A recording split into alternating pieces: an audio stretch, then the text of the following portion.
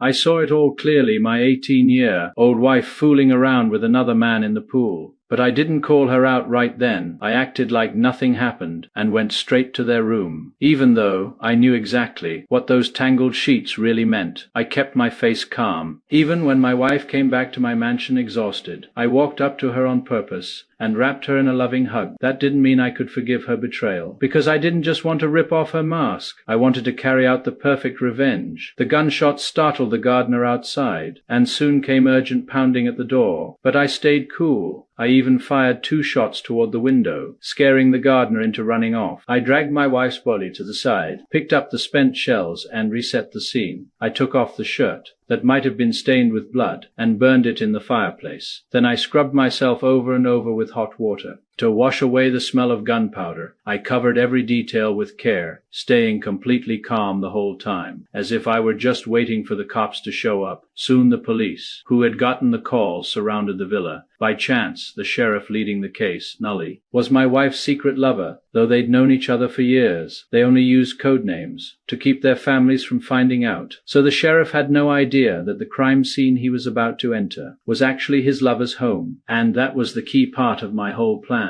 The sheriff spotted the gun in my hand. He suggested we both put our weapons down so he could step inside to talk. That was exactly what I wanted. I set my handgun aside first. Once he saw no threat, the sheriff came in as promised and put down his gun. But then I flat out confessed to killing my wife and motioned with my eyes toward where her body was lying, the blood stains on the floor, and quickly noticed the photo on the wall. Suddenly it all clicked, and he rushed over to check her in that moment of distraction. I had already grabbed the gun and crept up silently behind him.